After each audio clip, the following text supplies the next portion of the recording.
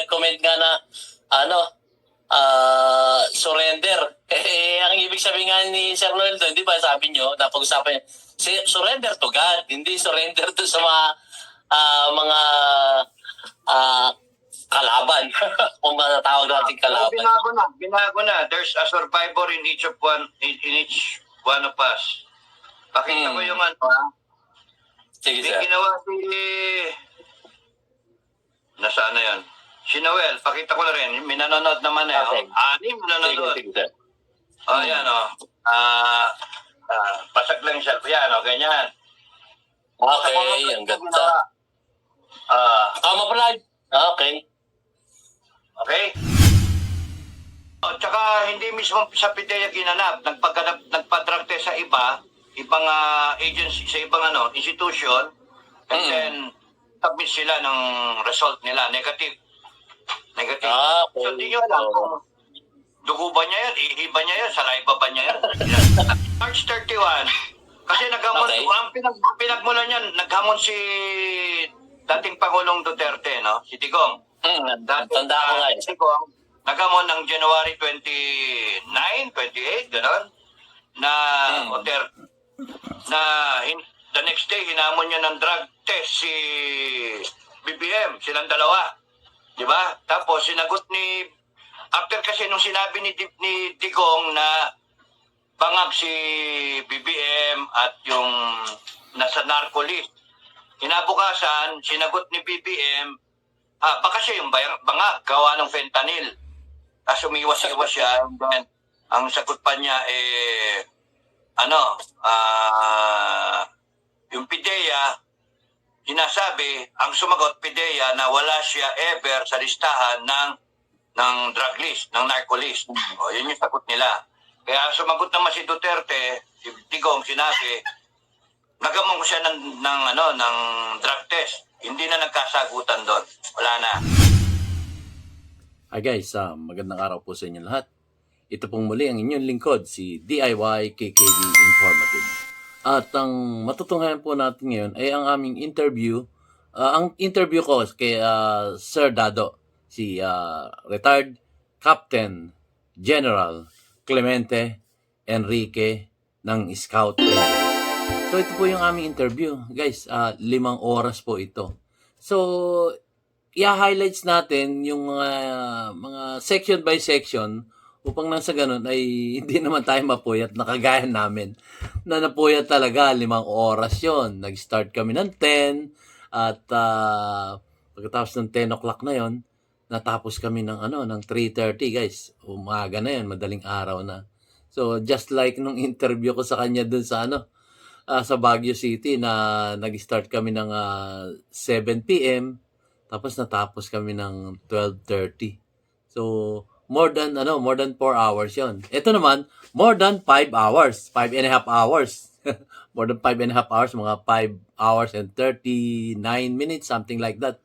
So ito, isa-section by section natin para lubos niyong maunawaan kung ano yung pinatutukoy ni Sir Dado dito. Unahin natin yung patungkol sa challenge ni Sir Dado sa March 31 na drug test ng ating nanunungkulan o namumuno sa ating inang bansang Pilipinas. So, simulan na po natin guys. Ito po.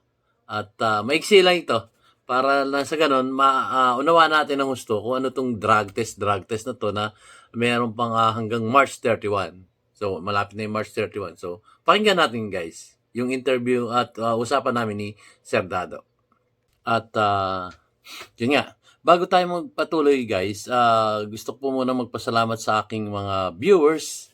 Kagabi, ang viewers ko, umabot siya ng 65,000 viewers. At ang naging resulta nito, nagkaroon ako ng dagdag na 300 viewers. 300 subscriber, additional 300 subscribers. So, nasa tayo?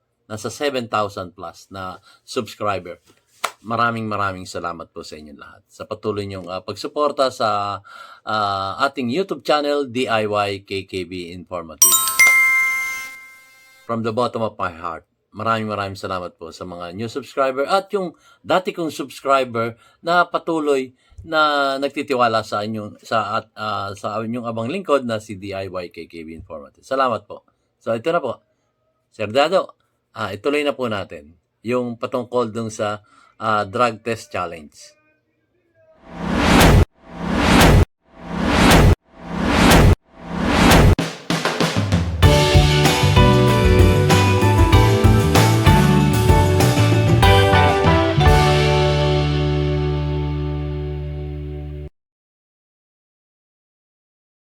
Sige, mga ano mo, anong pag-uusapan natin ngayon? Uy, siyam na yung nanonood, oh. Ang gabi sa inyo, Kami ha? nanonood. Maraming salamat sa mga nanonood. Magandang gabi sa inyo lahat. Yun. So yun nga, Sir Dado, ang maganda siguro pag-usapan, gusto ko sana pag-usapan yung yung tungkol dun sa March 31, June 12, at saka yung June 30. Or sabihin na natin July 1. Ganon. 31. Drug test. Okay. Sige. Yes, drug test. So, yun nga, yung drug test kasi, Sige, go. yung kasi drug test, sa tingin ko lang, parang ano ba yung mangyayari ba yun? O ano ba?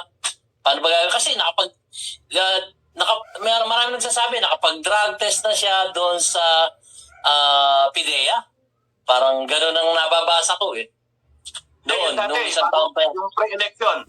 Yung pre-campaign period. Okay. Nung pre-campaign period pa pala yun. Hindi pa siya yung nakaupo. Ganon. Oo, tsaka hindi mismo sa PIDEA ginanap. Nagpa-drug test sa ibang agency, sa ibang institution. And then, submit sila ng result nila. Negative. Okay. So, hindi nyo alam kung dugo ba niya yun, ihi ba niya yun, saliva ba niya yun. Hindi yata naka-live. Okay. Now, yung March 31, kasi naghamon, ang pinagmulan niyan, naghamon si dating Pangulong Duterte, no? Si Digong. Tanda ko nga Si Digong, naghamon ng January 29, 28, gano'n, the next day, hinamon niya ng drug test si BBM, silang dalawa. Di ba? Tapos, after kasi nung sinabi ni Digong na bangag si BBM at yung nasa narco list, kinabukasan, sinagot ni BBM, baka siya yung bangag, gawa ng fentanyl. Tapos umiwas-iwas siya, and then, ang sagot pa niya, yung PIDEA, sinasabi, ang sumagot PIDEA na wala siya ever sa listahan ng drug list, ng narco list. O, yun yung sagot nila. Kaya sumagot naman si Duterte, si Digong, sinabi, nagamon ko siya ng drug test. Hindi na nagkasagutan doon. Wala na. So, nung pinick up ko si Digong na ako na humamon. So, tinignan ko kung January, and then kung 3 months yung hair follicle, ang effect, so January, end of January, February, March, April. So assuming na nag-take siya o hindi na siya nag-take, ang epekto pa rin, yung traces ng droga, nandun pa rin hanggang April 30. Tama? Kaya ako nagamon ng March 31, pasok pa, pangalawang buwan pa lang yung Marso, mula nung sinabi ni Ginoong Duterte. Kasi 3 months, buhok. So wala naman akong iniisip na he will submit himself to a testing. Actually, yung sinasabi na iba, kaya pumunta ng Germany, nagpaparehab. Question mark ko, hindi natin alam. Parehab. Ngayon, sinasabi, sir, maniwala ka dyan. Hindi yan magpapadrug test. Hindi ako nag-ano na magpapadrug test, no? Whether magpadrug test siya o hindi, talo si BBM. Whether magpa-drug test o hindi magpa-drug test, hanggang March 31, talo siya. Explain ko. Kung magpa-drug test siya ng 31, dalawa lang ang pwedeng lumabas doon. Negative at saka positive. Tama? Okay. Para magpa-drug test, presidente ka ng Pilipinas, nakaposisyon ka na lalabas positive. Siyempre, dapat lumabas kung magpa-drug test ka, positive. Diba? Positive daw. Baliktad. Negative. Negative. Kasi papayag na ang lalabas positive. Siyempre. Okay. So therefore, assuming na siya ay gumagamit talaga sangayon sa mga sinasabi nila, talagang magpa-positive siya. Therefore, para lumabas ay negative, dalawa lang ang, yun lang ang pwede niyang gawin, dayain. Dayain. Ibig sabihin, kung dadayain niya, legit na daya or palalabasin talagang negative siya, kaya gawin mo na lahat ng intervention, lahat ng na medical na, para mawala, yung i-dilute mo ba? Kung kunwaring lasang, kitang-kita yung traces ng asin sa lasa ng pagkain mo, lagyan ng tubig, madidilute hanggang sa mag-negative na yung trace elements ng kung ano yung nahanap ng isang test. So, kung kunyari magpapa-rehab siya, magpapagamot siya para lumabas, negative. Siya niya pwedeng gawin.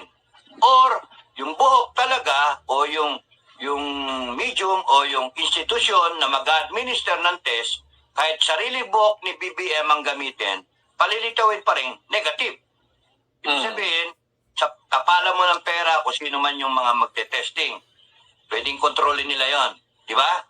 Kaya kunyari, pwedeng doktor ka, kung ikaw yung magbibigay ng drug test, kung PNP, yung PIDEA, PIDEA, and then, palilitawin talaga na negative, o di panalo siya. Pero, pag hindi naman siya magpa-drug test, lalabas, siya, nag-iiwas siya. Nag-iiwas.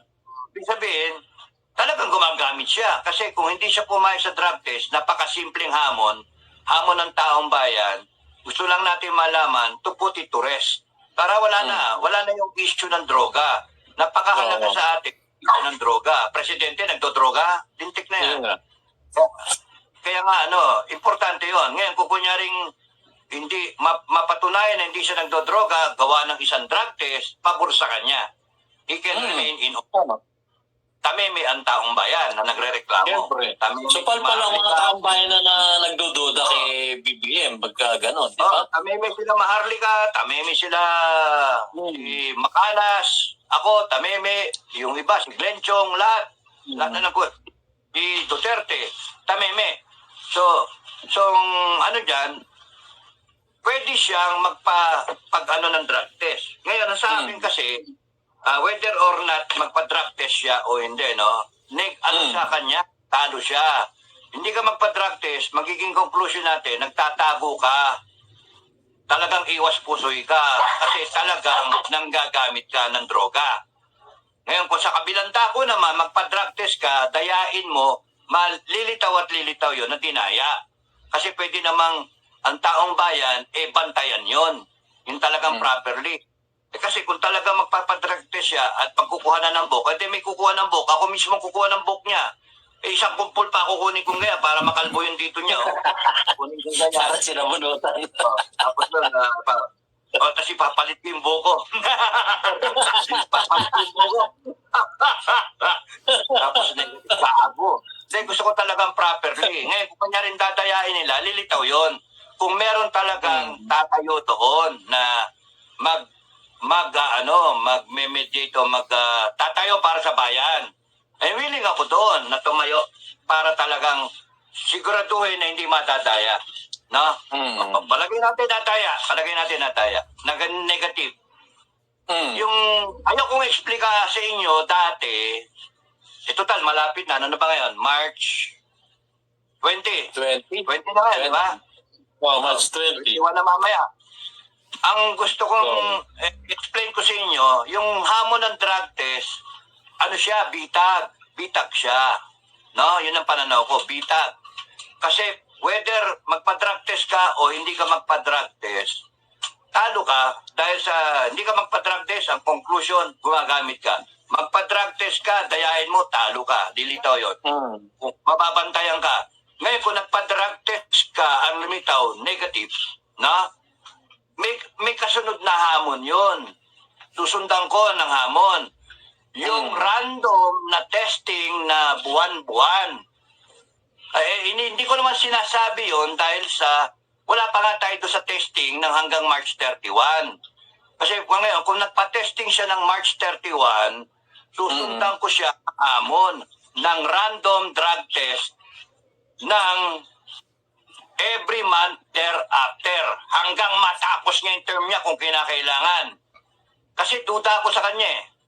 Nagkaroon ng duda, gusto natin siguraduhin na hindi siya na drug addict. Kaya kahit nagpa-test ka ngayon, Marso 31, bitag yun. Para kung nagpa-testing siya at naglitaw ng negative, walang dahilan na magpa-testing ka randomly. Random. Walang kailan. March, April, May, June, July, o whatever month.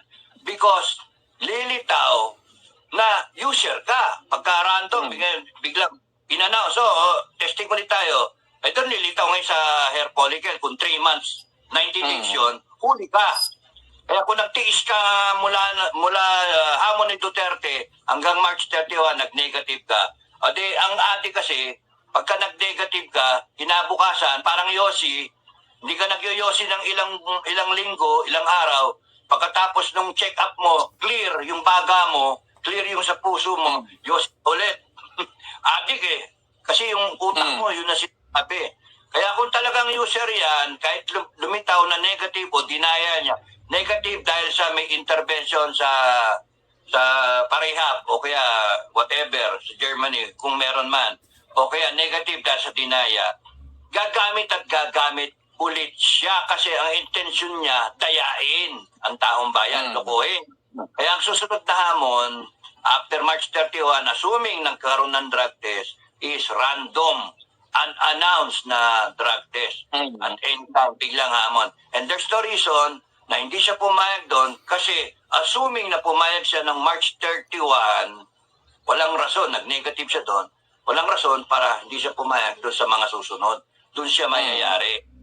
Kasi parang miserable para sa kanya yon. Ganti ko na lang sa kanya, miserable para sa kanya na adik na hindi ka makagamit kasi may random na parating. Eh, paano ka na tataya? At any rate, kung meron mang may nakakaalam nga nung pulburon na sinasabi nila meron, ilalabas nila yan sa June 30 siguro, whatever. Hindi ko alam. Hindi ko alam eh. Dapat yan, ilabas na kung meron. Yung mga nabalita na meron daw silang pulboronic video. Yun nga, tama ka. Baka, kasi may napabalitaan nga ako, balita lang naman ito na, ayun, din sa ibang vloggers na magsasabay-sabay raw sila ng fireworks. Sasabay-sabay. Lahat ng mga nagkikriticize kay BBM, sasabay-sabay na raw sila ng pagpapalabas ng mga kanilang mga ebidensya. Yung mga ganon. So, sabi ko nga sa sarili ko, ba't hindi? Kung kayo talaga may ebidensya, ilabas nyo kung totoo yan. Hindi yung parang binibitin-bitin nyo pa ang taong bayan para dyan sa mga ganyan. Parang nagiging hindi naman tayo kumakampi kung kanino man. Kaya lang, parang nagiging black propaganda. Parang ganon. Na ginagawa ng ibang mga politiko ngayon. Yung ibang politiko. Kasi kung meron man talagang pulburon video, ang problema dyan, the intention. The intention ba't hindi mo ilabas? Kasi tinatimingan yung constitutional provision na section 7, article 7, section 4 yata, basta ganun, na concerning the term of the unexpired term of a president who goes down, served by the vice president who goes up, and anyone. Ayun guys, so panibagong topic naman to. Isusunod na lang natin tong video na to sa pag-edit nito. Sige guys, at maraming salamat po. Okay guys, so natunghayan nyo na yung special feature ko tungkol sa pulboronic video, yung challenge ni Sir Dado na March 31st. At yun po ay nagmula pa yung kasunod kasi yung kay Sir, nauna pa doon yung kay dating Pangulong Rodrigo Roa Duterte na nag-challenge siya ng magpa-drug test. Silang dalawa. Silang dalawa na magpa-drug test kung sino talaga yung merong chemical sa katawan o yung merong itinatago sa loob ng katawan. So, hindi naman nangyari yon. So, sinundan ni Sir Dado. Ito nga, yung March 31st. Ngayong taon na to. March 21 na ngayon. So, mayroon pang 10 days. Ganun. So, yun, naipakita ko sa inyo kung ano yung mga paliwanag ni Sir Dado, si retired Captain General Clemente Enrique ng Scout Ranger. So, maraming salamat po guys. Susunod ko na yung second topic namin ni Sir Dado kasi napakahaba po guys. 5.5 hours. Ewan ko lang kung sino yung manonood nun. Pero may nagtyaga guys. May nagtyaga. 180 something yung nagtyaga na talaga pinanood yung mga paliwanag ni Sir Dado. At miski man ako, kung ako'y manonood nito 5.5 hours, kung very educational, very informative, at very makakatulong sa kung ano yung tanong o kung ano yung problema, eto yung sagot, pagbabanggain, may solusyon. Yun po. Maganda. Ako nga, pinaulit-ulit kong panoorin. Kasi gaganda ng mga maganda yung mga ideas ni Sir Dado. Brilliant mind. Yon.